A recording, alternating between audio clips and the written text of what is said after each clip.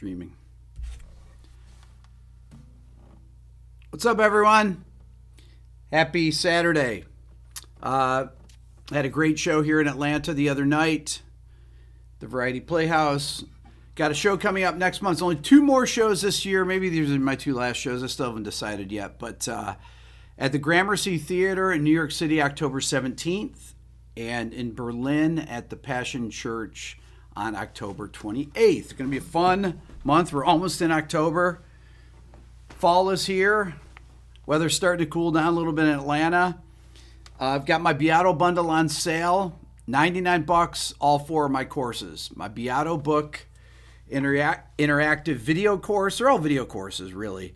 My Beato Ear Training, that's a video course with a program that goes along with it that has hundreds of modules to train your ear. My beginner guitar course, if you've never played guitar before and you want to learn from scratch, it starts with teaching you how to hold the guitar, how to round your fingers, how to mute strings, how to play open chords, how to play basic songs, everything you need to know for that. And then, of course, my Quick Lessons Pro, which is more of a kind of mid-level, maybe to advanced, I'd say mid-level to advanced course that's based off my quick lessons that I do on Instagram or on my YouTube Shorts. I put them on YouTube Shorts as well. But it breaks them down. It has guitar profiles, it has the tablature and everything. And then I have video lessons on not only what I play in them, but explaining what the concepts behind that they are. There are guitar lessons there, but they're a little bit more for more of advanced players, intermediate to advanced players. One of my biggest videos that I've ever done on my channel is my most complex pop song of all time. You can't believe how many people, everybody that I've interviewed has watched that video. Now, I know it's got a lot of views. It's 6 million, 7 million. I don't know how many views it's got. It's got a lot of views. And it was a song, Never Gonna Let You Go. And it has 22 modulations in it. If you haven't watched the video, you should definitely check it out. Most complex pop song of all time. Matter of fact, it's Sergio Mendes' song, but it was written by Cynthia Weil and Barry Mann. Great songwriters. And I want to say it was the bass player of Sergio Mendes wrote to me after I told the story about trying to play this from memory on a gig after learning it for 10 minutes with my friend Smitty, and just completely what a disaster it was. The bass player wrote me and said, I've been playing this song for 20 years. I still use a chart. But today we're going to explore what are the most complex Beatles songs. And complexity can be rhythmic complexity, harmonic complexity. But I like to stick with the harmony, modulations, borrowed chords, things that are out of key, because harmony is something that is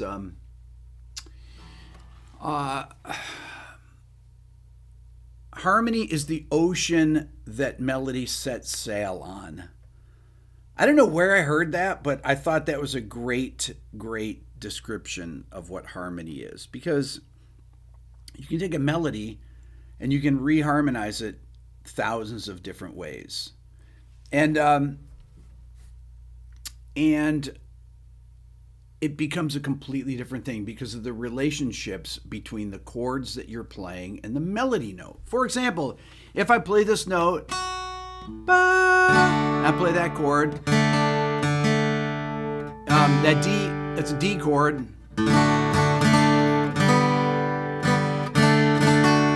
So that note's the third, but if I play it here, it gives it a completely different flavor. If I go da, it becomes a major 7th of this. It's the sharp 4 of this chord. It's the it could be the sharp 5 of this chord, for example. Ba, ba, ba, right? So that one note F sharp can be, there's hundreds of chords that could be. So that's how harmony works with melody to make your song more colorful. So I started thinking, okay, what are the Beatles' most complex songs? And you start thinking, okay, well, one of the songs I always come back to is Something. Okay, that's off the Abbey Road record, George Harrison's song, right? So it's it starts right out bum, bum, bum, bum, bum, bum, right? Starts on the 4 chord.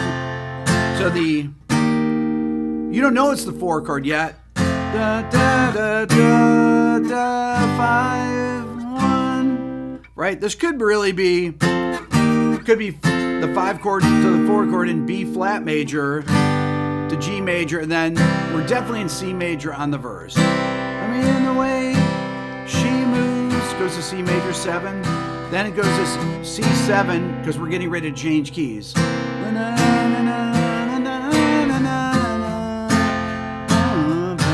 Then the way she moves.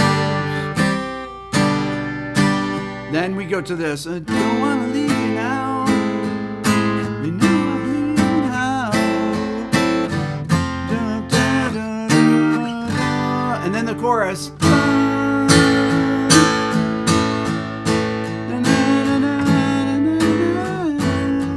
Love that walk down.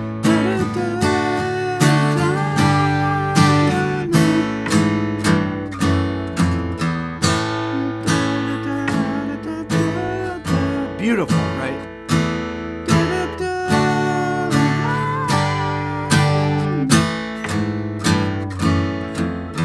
And then it goes back to it goes to the solo after that, after the bridge. So that's a pretty complex song. I talked about that particular song when I did my comparison of Led Zeppelin, the line cliche of Stairway to Heaven versus the Something, which was on the radio at the same time that Stairway to Heaven, or just before Stairway to Heaven, because this came out on Abbey Road, 1970. Stairway to Heaven came out in 71. And I argued that if Jimmy Page was influenced by anything, even though this is a common thing, this is called a line cliche, if he was influenced by anything, it would have been Something, because that was a song that was a number 1 song on the radio. Okay? So I said, okay, that's pretty complicated. What's another one that people think of? And I thought, well, Penny Lane. A lot of people say Penny Lane. Oh, that would be the most complicated song. Complex song. Okay, so Penny Lane, how does that start? Well, that starts in B major, so it's like, well, let's start. Penny Lane, na, na, na, na, na, na, na. I can't remember the lyrics to all these songs. I'm terrible with lyrics.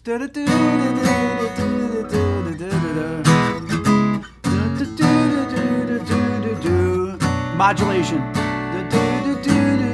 Beautiful.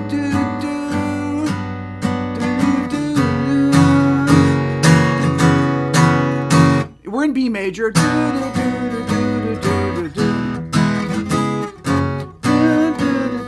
This is the first key change. That's beautiful there, right? When it goes to B minor 7 to G sharp half diminished to G major 7. Of course, these are variations of that B minor chord. You hear that B minor, try it over that. G major 7, then. This is really the 5 chord in B major, right? So this is a flat 2 major 7 chord. So there's definitely key changes that happen. You can hear this first, you can hear that key change when it goes to B minor, right? Then it's like, okay, what's the chorus? So it's like, Penny Lane is in my ears and in my eyes.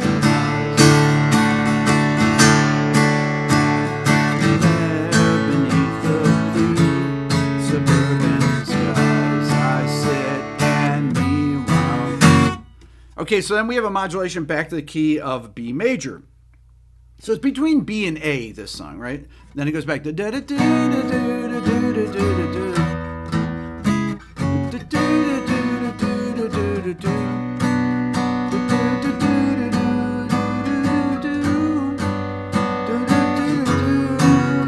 Then at the end, it goes to my ears and my eyes. It modulates up a whole step, but really modulates back to B from A. So there is a modulation at the end of the song, but we're really kind of going between the keys of B major and A major with a little foray into this, which I would call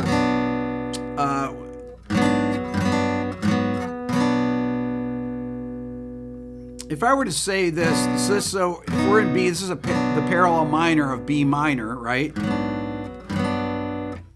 So we're going parallel between B major and B minor there. So it's not that complicated. We only have a couple key changes in there, but really interesting. It's the bass movement in the song and the melody make it seem like it's more complex than it is, although it is very complex song. Brad Crafton, Rick, I bought the ear training course a year ago. I've learned more in 4 years of music school than 4 years in music school in the 90s. Going to pick up the bundle for the book. Awesome. Yeah, it's interesting. I've been to some colleges over the past couple of years doing some events, some talks, and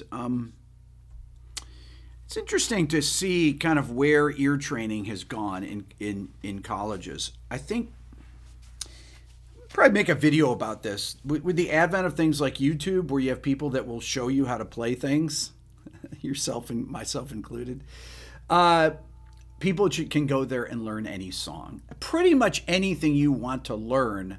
If you want to learn how to play a song, you go to YouTube, and there's somebody doing a tutorial. A lot of them are wrong, but a lot of them are right, and a lot of them are, really, really well done, well filmed, and well explained. I prefer if I'm going to recommend a tutorial to somebody, I prefer tutorials that teachers. I don't do tutorials on my channel because there's plenty of them out there. I prefer tutorials, or I like to recommend tutorials that have the person playing the piece first, okay, and then they do the explanation after. So that's just a little thing from me to you to help you when you're looking for tutorials. If you're looking for something to play, then it's just look for those things when you're looking for tutorials. Don't always look for the ones that have the most views. John 2000 says, oh, thanks, John. I bought your bundle last year, and while my hands don't move as well anymore, it's been a great relearning experience. Nice job, John. I really appreciate that. That's the, just getting the hands moving and playing all the time is the best thing. My Aunt Penny, who passed away in 2020, she had MS for 50 years. And one of the reasons that she was always able to keep her hand movement, even when her legs were failing her, is from playing the piano all the time. That was a really, really important thing. She always told me that was, that consistent playing throughout the years kept her hands and brain connected. So she played every single day. She would read music and she would play and improvise. Okay, so another song. Let's say, okay, what about Strawberry Fields Forever? Is that a complicated song? Well, let's think about it. Let me think about how that goes. It's like, oh,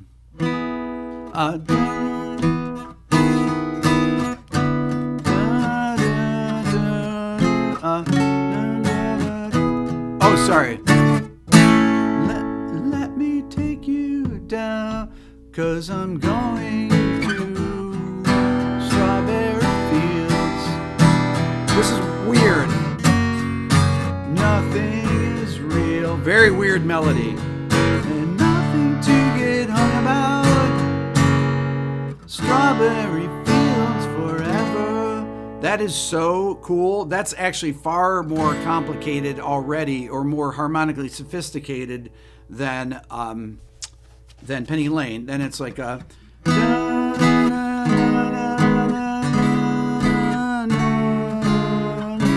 let's see, I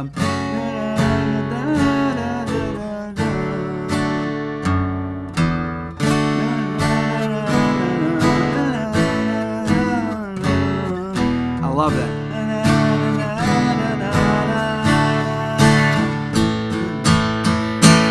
Let me take you down, 'cause I'm going Strawberry Fields. Check it out.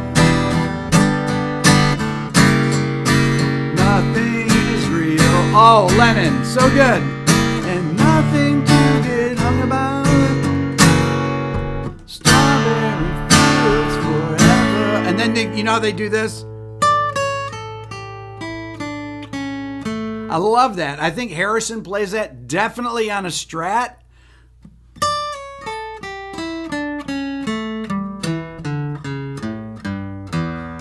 That's a great. That's the first time that I learned that. That's like it's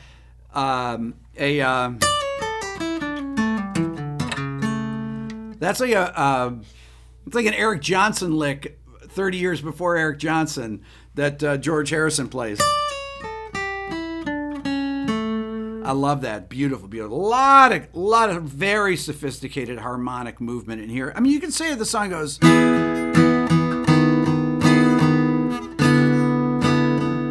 It goes like that, or I kind of hear it like this. I love that.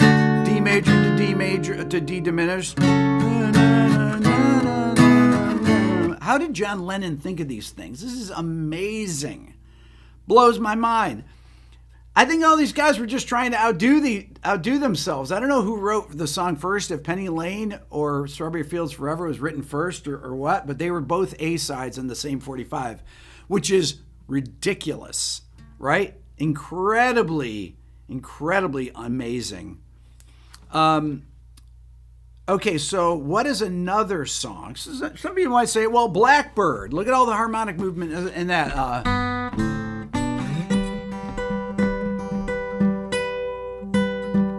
Oh, man, hold on.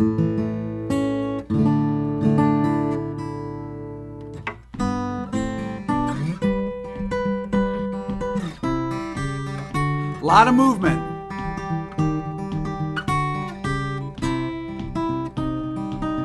You're always waiting for this moment to be free.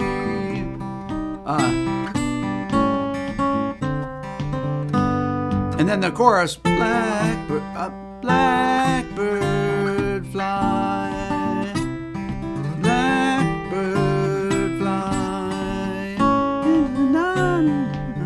That's really pretty sophisticated, right? That's pretty sophisticated.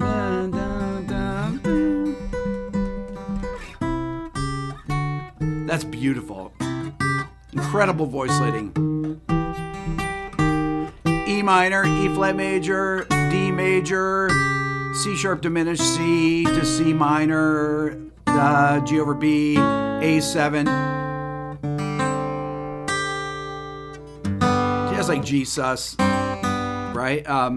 But I love the alternating bass line there. And then the chorus, key change, right? So we're essentially in the key of C here. We go 4-chord, first inversion. I call this F, C over E, D minor, C. No, we're in F major. I'm sorry. So it's 1 to 5 over in first inversion, 6, 5, 4.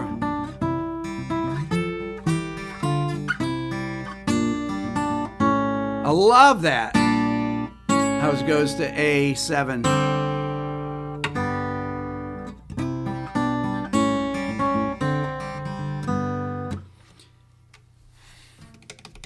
That's pretty complicated, actually.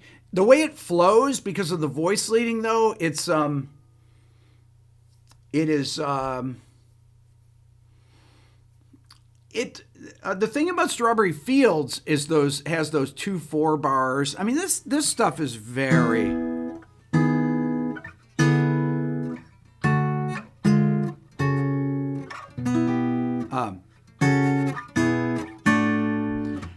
that is really unusual.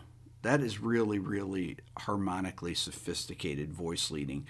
And it's interesting because it's sophisticated. It has the same kind of thing with this like the ascending progression here in Blackbird. Perfect voice leading, but this is voice leading in a very different way. I think in a And then when it goes to that,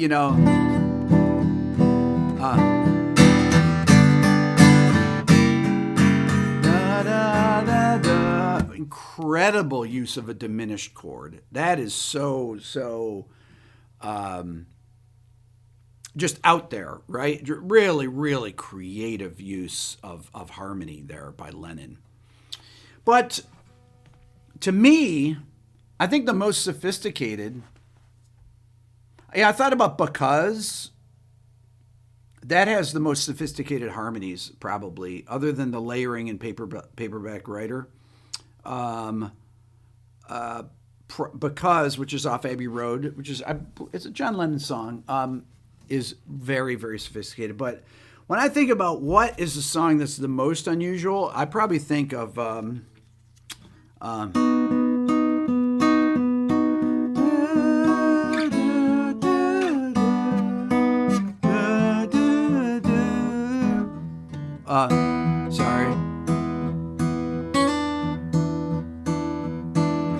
key change. Okay, so we're in B major here.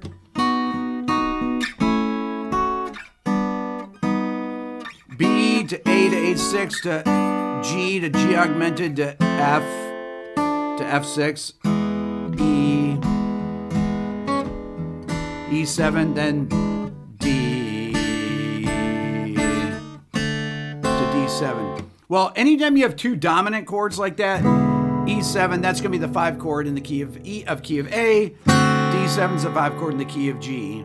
But then it goes back to A major there, right? So really, this is a 5 dominant to 4 dominant to 1 major, right? Instead of 5 dominant to 4 major 7 to 1, right? Really, really sophisticated use of voice leading there. Joshua, thank you so much. Record your own Beatles arrangements, release them on YouTube. Is it a fool's errand?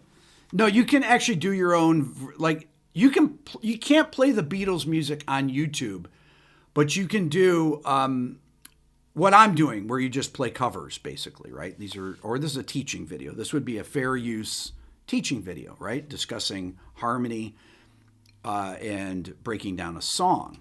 Okay, so we're in the verse of I'm the Walrus. See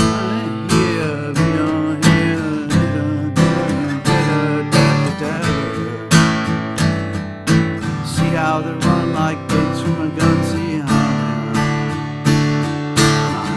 how. Okay, first of all, this is really weird, right? So you have that complete weird intro that starts on B. You think you're in B major. Flat 7 major. Oh, where are we? Okay, we're definitely moving somewhere. To G augmented.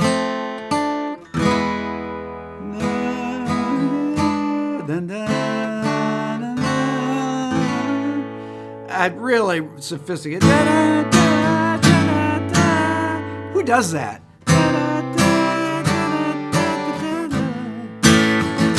Oh, say, how do you figure out these things, right?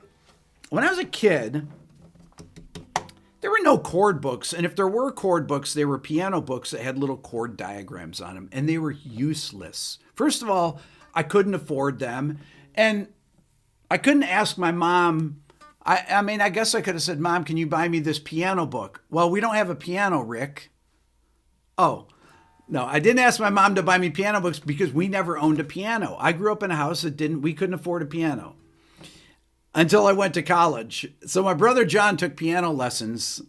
And I remember saying to my mom, Mom, you get a piano right when when I go to college. She's like, well, what are you going to do?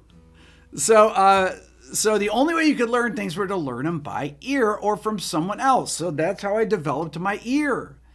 And, I couldn't really, I used to say to my mom, I'm going to come back to the song. Just give me 1 second. I used to say to my mom, I have students that can't figure out songs by ear. And she said, what do you mean? My mom was not a musician. Two of her sisters were music teachers. Her dad played the guitar and everything. My mom knew some open chords. She could play Hey Joe on the guitar and would play it for me when I practiced soloing. My mom played G major like this. I always loved it when she did that. But my mom could sit down and figure out any song by ear. On the piano or on the guitar, she could sound out the notes. She's like, what do you mean they can't figure it out? I said, Mom, I've got students that cannot figure out stuff. Well, how do you teach them? I said, I teach them intervals. She said, what's that? I said, well, intervals are kind of the building blocks of scales and chords. My mom didn't know anything about music theory. Even though her two sisters were music teachers, she didn't know. And I was explaining to her, it's the distance between chords. If you have this chord A, and you hear the bass go da, da, A, G, I know it goes down a whole step, right? I'm hearing this, and I know that one note changes in it. And she'd be like, yeah, I hear that. You mean people can't figure that out? I said, a lot of people can't because they don't know what to listen for. So I have to teach them for what to listen for. That's why these songs, just like when we just did Penny Lane,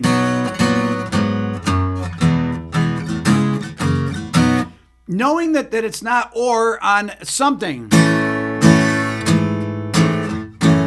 right? Or all these things where they have bass lines, we have a static chord with moving bass lines, or you have static chord, or you have chords.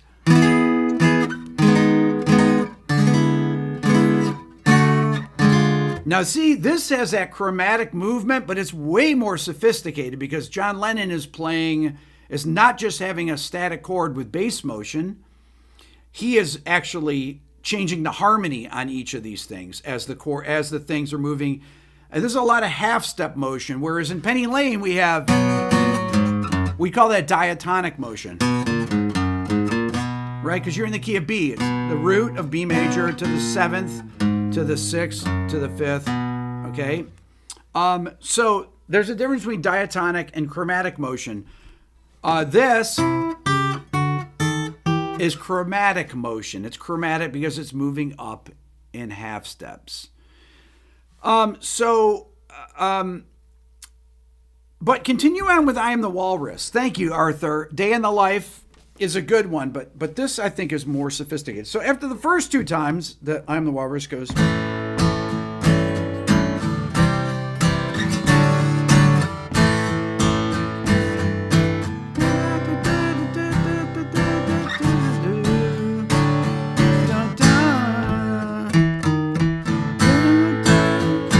then here, then oh, amazing. Sharp 4 to the 3rd, to the root, to the flat 7, the tritone. Move.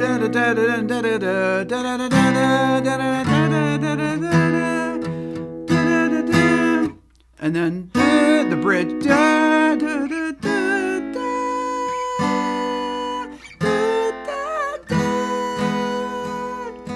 Sitting in an English garden, waiting for the sun.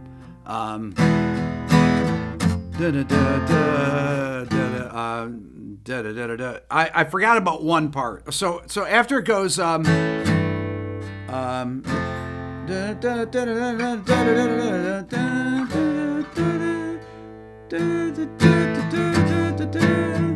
there's I'm crying, I'm crying, I'm crying.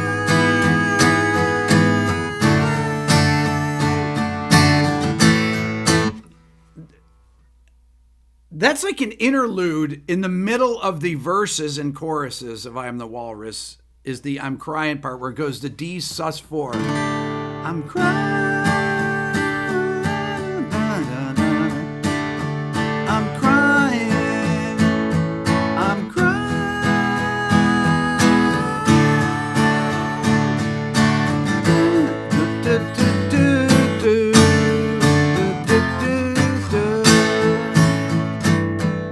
Okay, so after all this stuff, and it goes through the bridge, the ending part of this, I've talked about this in my live shows that I do. they have what is called a shepherd tone at the end, which is an optical, an auditory illusion. The ending of I Am the Walrus is a 7-bar phrase that goes, it goes here.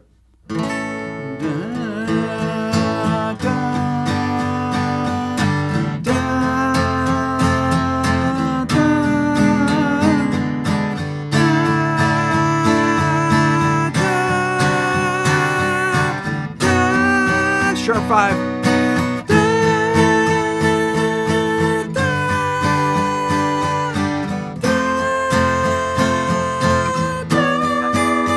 I love this.